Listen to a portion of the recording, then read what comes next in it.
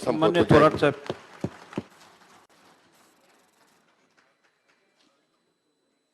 अध्यक्ष महोदय, विश्वासदर्शक ठरावावर बोलण्यासाठी मी उभा आहे. माननीय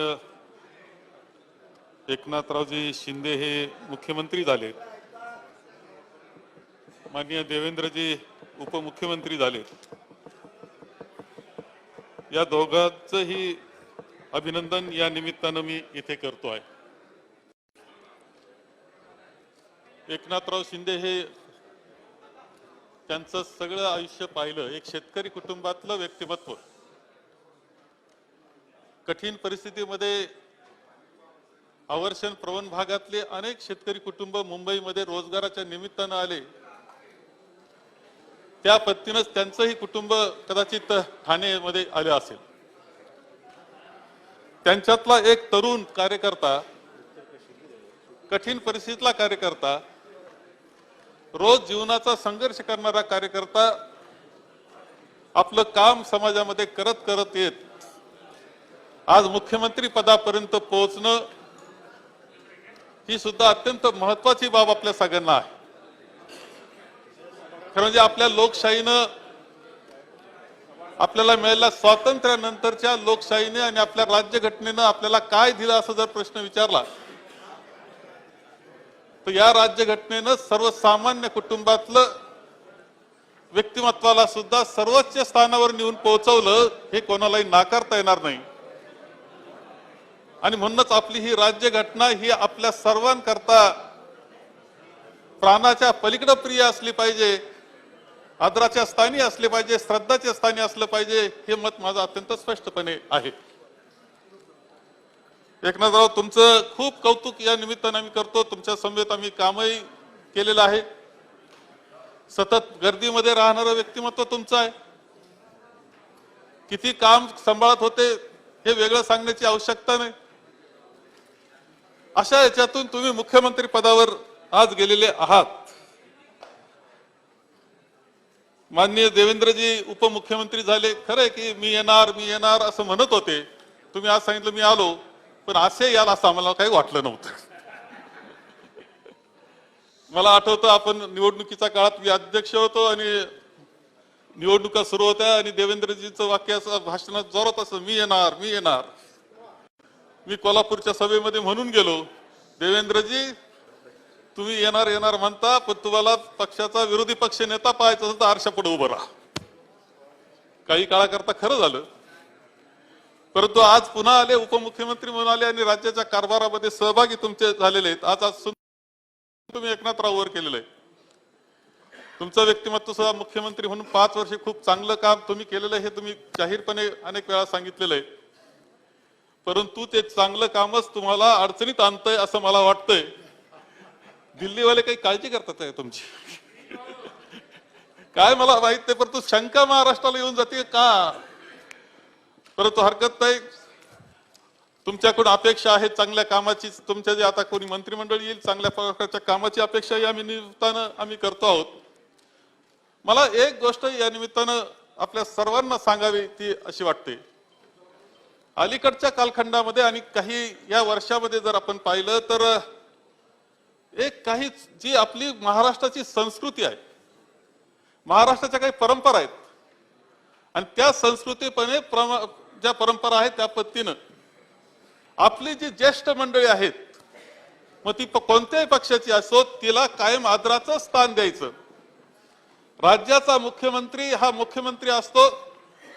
त्यांच्या पातळीला कदाचित टीका एखादी पातळीला होऊ शकते, पण कुणीही उठावं, काही बोलावं, हे जे पाहायला मिळतंय आणि लहान सहान माणसं काहीतरी अशी टीका करून जातात, हे मात्र महाराष्ट्राची संस्कृती नाही, ही वस्तुस्थिती आहे. आणि म्हणून तुमची आणि आमची जबाबदारी आहे, आपल्या सर्व जे आपण सर्व आहोत ते सर्वांची एक जबाबदारी आहे की ह्या सगळ्या बाबतीत पुढच्या काळामध्ये महाराष्ट्रामधून अशी चुकीची पद्धती पडणार नाही याची काळजी आपण सगळ्यांनी घेतली पाहिजे. कारण एका दुसऱ्या बाजूला मुख्यमंत्री हे असं असतं पद का ते सभागृहाचं नेता असतं, तसं ते संपूर्ण राज्याचं असतं. त्यांनी सुद्धा समजायचं नसतं का मी कोणत्या पक्षापुरतं आहे, मी सर्वांचं असं मानलं पाहिजे आणि अशा पद्धतीने काम केलं पाहिजे ही अपेक्षा असते. आणि म्हणूनच आपल्या दोघांनाही या निमित्तानं शुभेच्छा मी देतोय, अभिनंदन करतोय, शुभेच्छा मी देतोय. अध्यक्षामध्ये या सगळ्या याच्यामध्ये एका गोष्टीचा उल्लेख मला करावा लागेल की गेल्या 2.5 वर्ष आम्ही एकत्र पद्धतीने काम करतो आहोत. महाविकास आघाडी बनली, कल्पनेच्या पलीकडे होतं. आम्ही तर काँग्रेसवाले असं धरून चाललो होतो. खरं सांगतो, आमचे एक खासदार निवडून आला होता आणि निवडणुकीला सामोरं जात होतो. निवडून किती येणार हा प्रश्न होता. 44 आले, राष्ट्रवादीचे निवडून आले, आम्ही विरोधी पक्षात बसणार हे धरून चाललेलो होतो खरं सांगतो.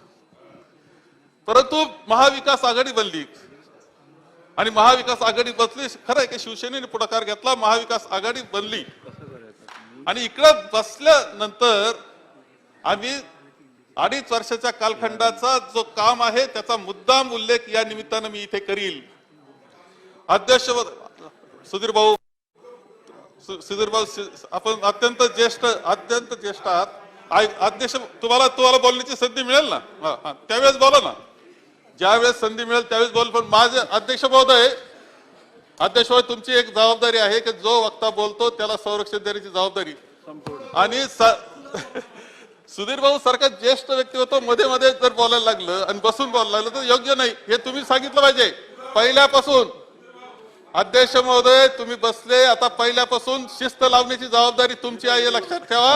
आणि कुणी अशा पद्धती असेल तर त्याला ताकीद देण्याचं काम तुम्ही केलं पाहिजे. तुम्हाला सांगतो सगळ्यांना समान नियम लागू होतील. पहिलं सरकार सगळ्यांना समान नियम लागू होतील. अध्यक्ष महोदय सरकार बनल्यानंतर पहिले 7च मंत्रिमंडळ आम्ही होतो. सगळ्या शेतकऱ्यांची 2 लाखापर्यंतची कर्जमाफी आम्ही पूर्णपणे केली आणि विना सायास विना त्रासाची ते पोहोचवण्याचं काम आम्ही केले. कोणाला नाकारता येणार नाही. जे काही राहिलं कोरोनाच्या संकटामुळे अडचणी झाल्या, त्याचा परिणाम झालेला आहे की त्याचा परिणाम 2 लाखापेक्षा वरील असतील किंवा ज्यांनी नियमित फेड केली त्यांची आम्ही रक्कम देऊ शकलो नसलो तरी ते ठराव आम्ही केलेले आहे आणि ती जबाबदारी आता तुम्ही पार पाडावी लवकरात लवकर. ही अपेक्षा केली तर व्यक्त केली तर काही अडचणीचं नाहीये. 1 जुलै पासून पेमेंट सुद्धा आपण ते सुरू केलेलं आहे, ते पेमेंट सुद्धा सुरू केलेलं आहे. अध्यक्ष महोदय कोरोनाचं संकट, जे संकट जागतिक पातळीचं होतं, संपूर्ण जग हलवून टाक संकट होतं, देशामध्ये होतं, राज्यामध्ये होतं.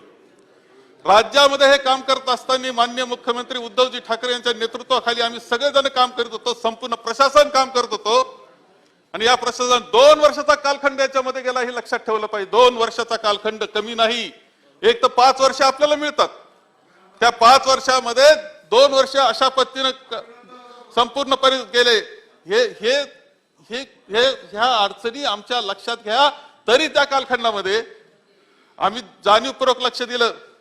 मुंबई सांभाळण्याचं काम कशा पद्धतीने झालं याचं ऐतिहासिक उदाहरण हे ठरणार आहे आणि जगाच्या पातळीवर कौतुक झालेलं आपल्या सगळ्यांना पाहायला मिळतं. राज्य कसं आम्ही सांभाळलं कोरोनाच्या संकटामध्ये हे सुद्धा जागतिक पातळीला कौतुक व्हावं असं. धारावी सारखं ठिकाण सुद्धा कोरोना मुक्त ठेवण्यासारखं काम झालं. हे कोणीही नाकारणार नाही. कुणी राजकारण म्हणून नाकारायचं ठरवलं तर सामान्य माणूस नाकारणार नाही, हे स्पष्टपणे मी या निमित्तानं आपल्या सगळ्यांना सांगतोय. हे संकट सांभाळत असताना सगळ्यात महत्वाचं ऑक्सिजन सारखे प्रश्न निर्माण झाले होते. इतकं चांगल्या पद्धतीचं नियोजन आम्ही सगळ्यांनी प्रशासनाचं म्हणजे मुख्यमंत्र्यापासून प्रशासनाच्या शेवटच्या माणसापर्यंत मंत्रिमंडळ असतील सदस्य असतील सगळ्यांच्या सहकार्यानं एक अत्यंत चांगल्या प्रकारचं उदाहरण घालून दिलेलं आहे. हे या निमित्तानं मला सांगितलं पाहिजे. एवढंच नाही, चक्रीवादळासारखे संकट आले, कोकणामध्ये अतिवृष्टीचं संकट आलं. या सगळ्यामध्ये भक्कमपणे प्रशासन उभं राहिलेलं दिसलेलं आहे. अनेक कामं चालू होते. विजेचं सुद्धा संकट हे देश पातळीवरचं होतं. सगळीकडे कुठेतरी लोड शेडिंग सुरू झाले होते. चांगल्या पद्धतीने आम्ही विजेचं संकट सुद्धा हाताळण्याचा प्रयत्न आम्ही केलेला, हे नाकारता येणार नाही.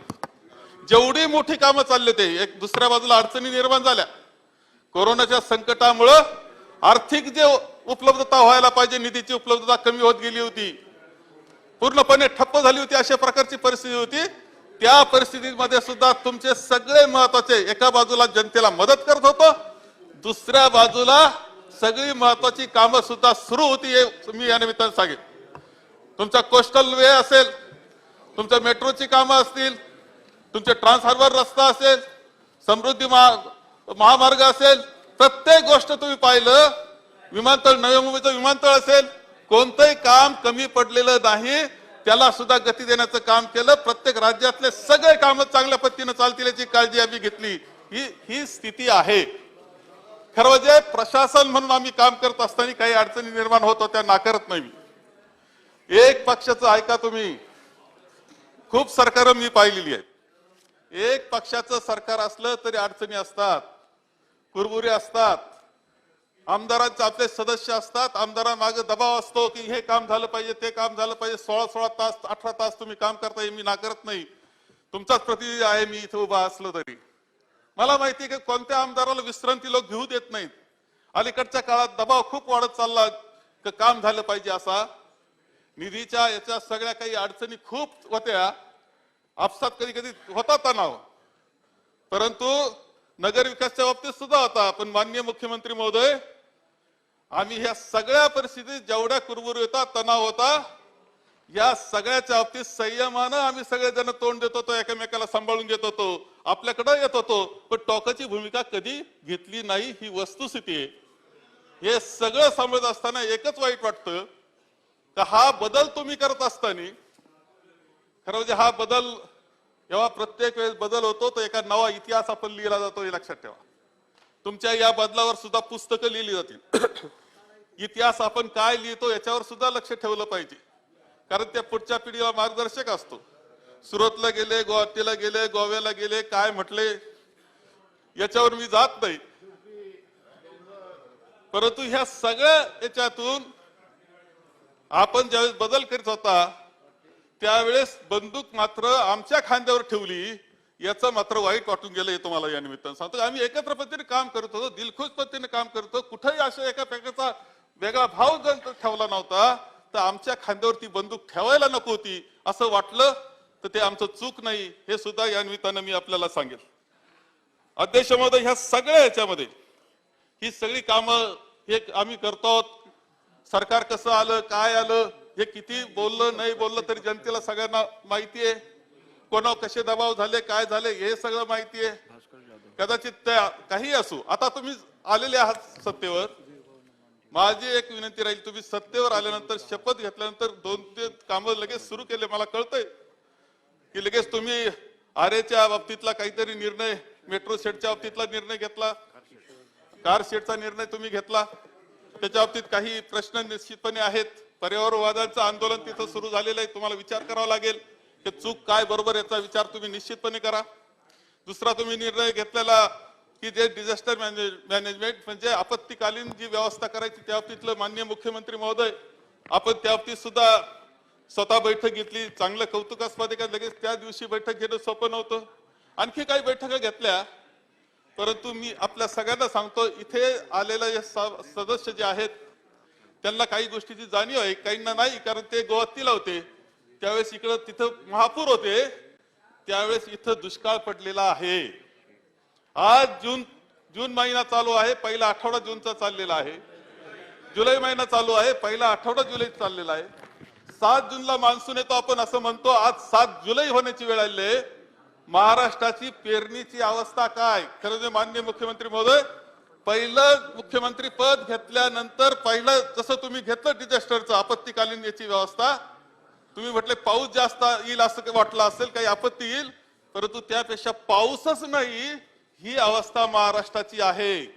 अनेक भागामध्ये पेरण्या झालेल्या नाहीत, अनेक भागामध्ये दुबार पेरणीची वेळ आली. गुलाबराव, तुम्ही तिकडून बसले जाता, तुम्हाला तुमच्या भागात अजून गेले की नाही मला माहित नाही. तिकडं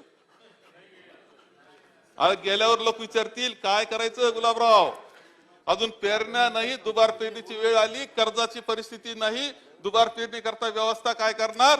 या सगळ्या व्यवस्थेकडं दुर्दैवानं या हलकल्लोळामध्ये, तुमच्या सत्तेच्या खेळामध्ये त्या सर्वसामान्य माणसाकडे तुमचं दुर्लक्ष झालेलं आहे. हे विसरून चालणार नाही, तुम्हाला या निमित्तानं मी सांगतो.